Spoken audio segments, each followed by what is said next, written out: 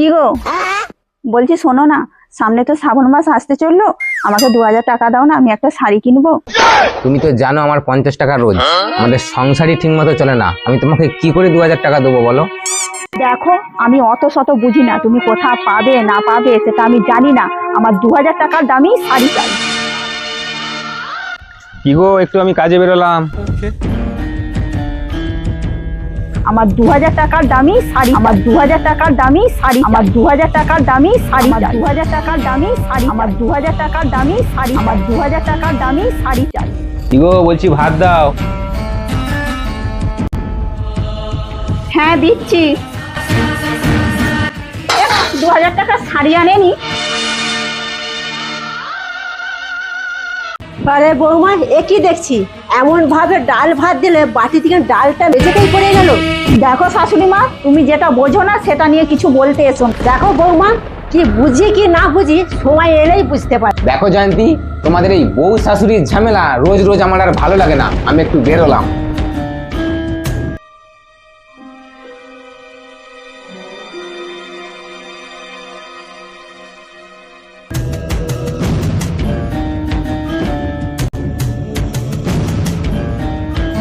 কি গো, বলছি জল দাও। হ্যাঁ দিচ্ছি। না,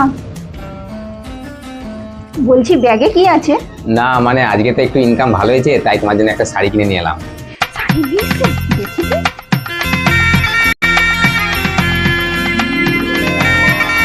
বলছি শোনো না, এবারে যদি একটু বেশি ইনকাম হয় না, তুমি আমার জন্য একটা সোনার গয়না করে নিয়ে আসবে। আচ্ছা ঠিক আছে, কালকে যদি তোমার জন্য বেশি ইনকাম করতে পারি তাহলে তোমার জন্য সোনার গয়না কিনে আনবো। নিশ্চয়ই কিছু গড়বড় চলছে। এত টাকা দামি শাড়ি আবার গয়না, এটা ভালো জিনিস নয়।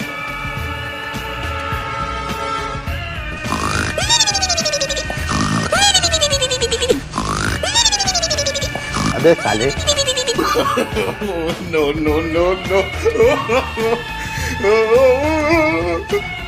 কি গো, আজকে খুব কষ্ট হয়েছে, একটু বেশি করে জল দাও। যাচ্ছি যাচ্ছি।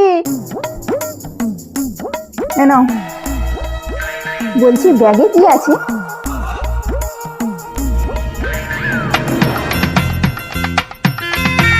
বাহ, খুব সুন্দর হয়েছে তো চুড়িটা। বলছি শোনো না, হ্যাঁ বলো।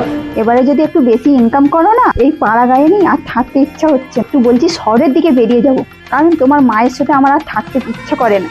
আচ্ছা ঠিক আছে, তুমি যেখানে এত করে বলছো তাই হবে। জয়ন্তী, আমি একটু কাজে বেরোলাম।